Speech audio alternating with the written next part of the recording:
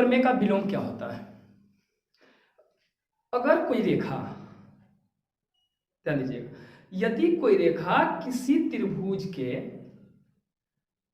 दो भुजाओं को एक ही अनुपात में विभाजित करती है तो वो तीसरी रेखा के समांतर होती है।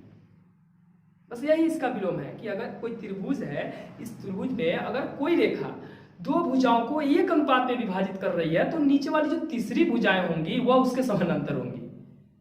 आइए करके देखते हैं।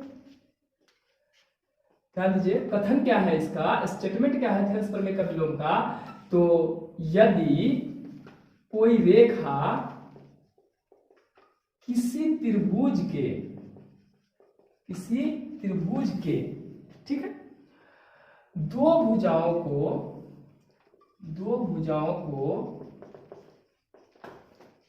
एक ही अनुपात में विभाजित करती है तो वह रेखा तीसरी भुजा के समानांतर होती है। यह ए स्टेटमेंट हो गया थेल्स प्रमेय के विलोम का, है ना। तो थेल्स प्रमेय के विलोम में क्या बताया गया कि यदि कोई रेखा किसी त्रिभुज के दो भुजाओं को एक ही अनुपात में विभाजित कर दे तो वह तीसरी भुजा के समानांतर होगा। अर्थात अगर मान लेते हैं, हम लोग को तो प्रूफ भी करना है ना भाई, तो माना कि ए बी सी कोई त्रिभुज है, ठीक है, ए बी सी, क्लियर। अगर एक रेखा इस त्रिभुज को और तथा इन दोनों भुजाओं को ए बी तथा ए सी को दो बिंदुओं पर काटती है जो है डी और ई, अर्थात इससे ये रेखाएं दोनों को समान अनुपात में विभाजित करती है तो यह बीसी के समानांतर ही होगी, बीसी के समानांतर जाएगी। क्लियर।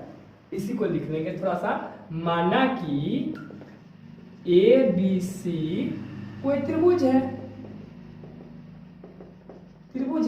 जिसमें डीई रेखा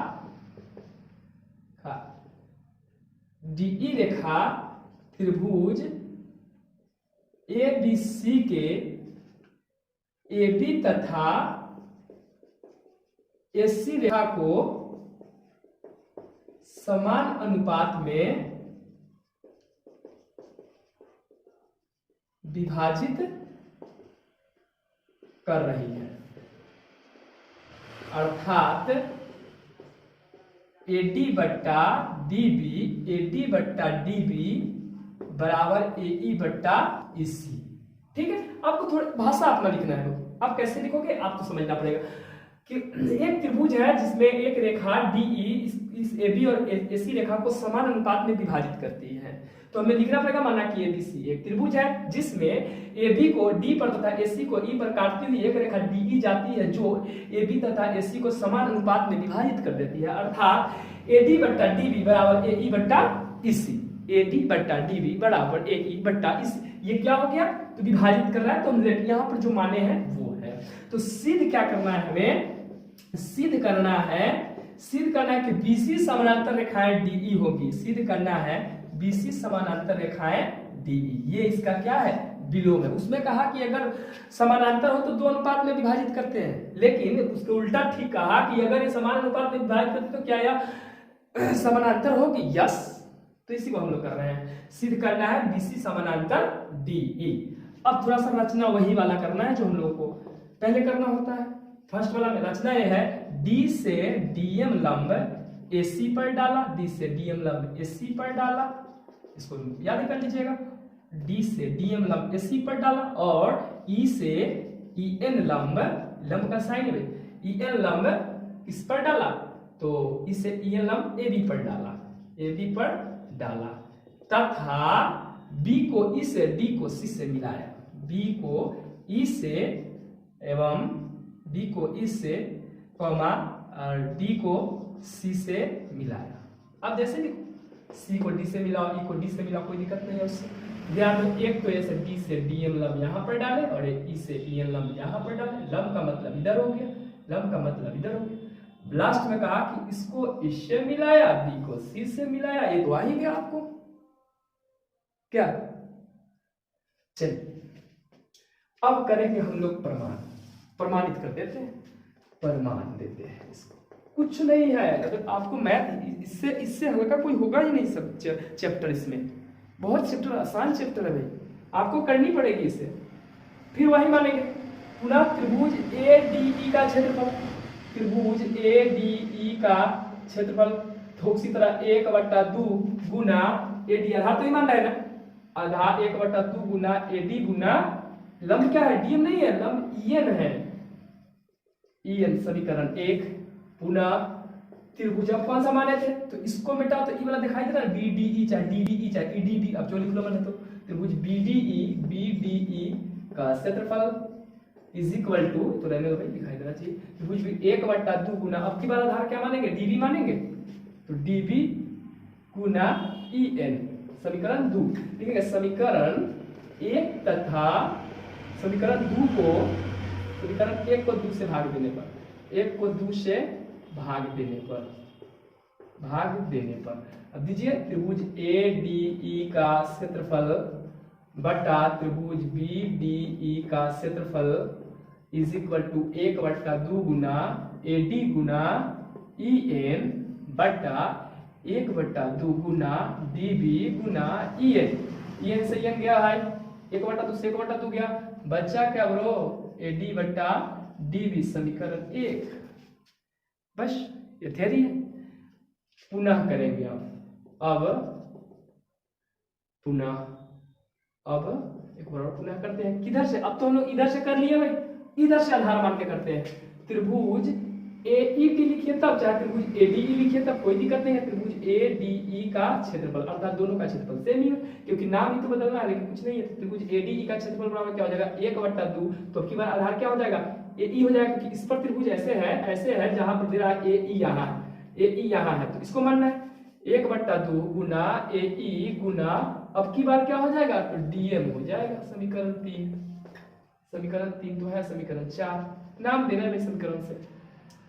फिर त्रिभुज अब इस आधार वाले को इसको लेंगे, त्रिभुज सी डी ई का क्षेत्रफल, त्रिभुज सी डी ई का क्षेत्रफल बराबर 1/2 गुना इसी हो जाएगा आधार गुना लंब तो सेम ही है, तो लंब डीएम हो जाएगा, इसी गुना डीएम समीकरण 5, समीकरण 4 को समीकरण 5 से भाग देने पर, समीकरण 4 को समीकरण 5 से भाग देने पर, भाग देकर त्रिभुज ए डी ई का क्षेत्रफल बटा त्रिभुज सी डी ई का क्षेत्रफल इज इक्वल टू 1/2 गुना ए ई गुना डी एम बटा 1/2 गुना ई सी है ना, गुना डीएम, डीएम से डीएम 1/2 से 1/2, बचा क्या ए ई बटा ई सी।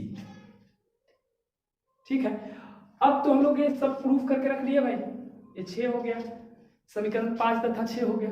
क्या यह त्रिभुज इस त्रिभुज के बराबर है, अब हमें तो ऊपर एडी ठीक है, लेकिन नीचे वाला क्या, तो इस समय तो नहीं बताया कि समानांतर है, तो एक ही आधार पर है तो समानांतर होगा, तो भैया मान लो के बराबर है, लेकिन दिया हुआ है, क्या दिया है, तो दिया हुआ क्या, तो मान तो समीकरण 5 निकल गया, लेकिन दिया हुआ है, क्या दिया हुआ है कि एडी बट्टा डीबी बराबर है एई बट्टा इसी के, एडी बट्टा डीबी बराबर इसी के बराबर है, तो हम लिख सकते हैं समीकरण 5 तथा 6 से, सॉरी समीकरण 6 तथा 3 से, 3 में देखिए एडी बट्टा डीबी आया है, इसका है, जब ये बराबर है तो इसके तो त्रिभुजों भी तो बराबर होंगे ना, अतः त्रिभुज ए डी ई का क्षेत्रफल,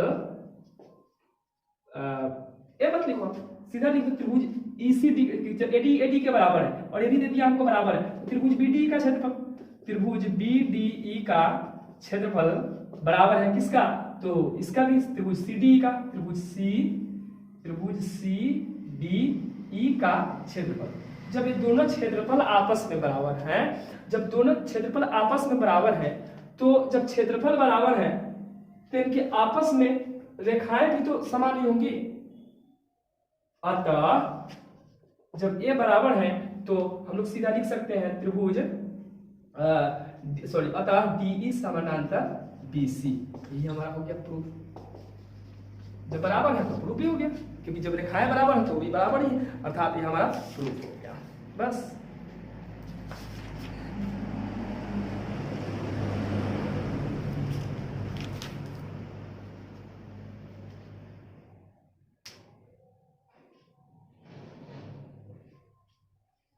यही है। फिर से ध्यान दीजिए थोड़ा सा कि यदि कोई, ध्यान दीजिए, समझने की कोशिश करिएगा कि इसके विलोम को बताने के लिए बोला कि अगर यदि कोई रेखा किसी त्रिभुज के त्रिभुज के दो भुजाओं को समान अनुपात में विभाजित करती है तो वह जो रेखाएं गई वो तीसरी भुजा के समानांतर हो जाती है। किसने कहा? तो थेल्स प्रमेय के विलोम में कहा गया कि वो तीसरी भुजा के समानांतर, अर्थात कोई त्रिभुज है, इसमें एक रेखा ऐसे काटे कि इसको AD बटा DE और A बटा EC में ला दे तो यह जो रेखाएं हैं BC के समानांतर हो जाएंगी। तो हमें सिर्फ भी यही करना है। तो माना कि ABC एक त्रिभुज है, DE BC के समानांतर रेखा, DE एक रेखा है जो AD बटा DB तथा A बटा EC के रूप में काट रही है, और हमें सिद्ध करना है BC समानांतर D, DE समानांतर BC, BC समानांतर D। क्या ये रेखा है? सत्य है DE समानांतर D, DE समानांतर BC हमें करना है। DE जो रेखा है वो BC के समानांतर सिद्ध करके बताओ। तो देखिए रचना, D से DM लंब AC पर डाला, E से E लंब जो पहले क्रिया करते हैं AB पर डाला तथा B को E से D को C से मिलाया। प्रमाण के त्रिभुज ADE का क्षेत्रफल आप ऐसे भी लिख सकते हैं, EAD का क्षेत्रफल लिख सकते हैं, ADE भी लिख सकते हैं, DEA भी लिख सकते हैं, कोई दिक्कत नहीं। क्षेत्रफल सिर्फ किसका होगा? तो भाई इसी का ही होगा, इसी का क्षेत्रफल, जिस पर एक लंब ये है एक लंब ये है। त्रिभुज BDE का क्षेत्रफल, फिर DEC का क्षेत्रफल, फिर एक त्रिभुज इसको मानेंगे, इस त्रिभुज जब दोनों का मानेंगे तो पहले वैसा हमारा आएगा एक AD बटा DB और एक आ जाएगा AE बटा EC। और लेकिन दिया हुआ है पहले ही कि यह जब समानांतर होती है तो एक दूसरे में समान अनुपात में काट रहे हैं। तो समान अनुपात में काट ये दे दिया, जब ये बराबर है, जब ये बराबर है आपस में त्रिभुज भी तो बराबर होंगे, तो त्रिभुज का क्षेत्रफल भी आपस में बराबर, जब क्षेत्रफल बराबर है तो हमसे समानांतर है भाई। जब त्रिभुज बराबर है, आपस में समानांतर है। और सबसे बड़ी बात है कि BDE और CDE, जो BDE और CDE वो कहाँ है? तो एक ही आधार के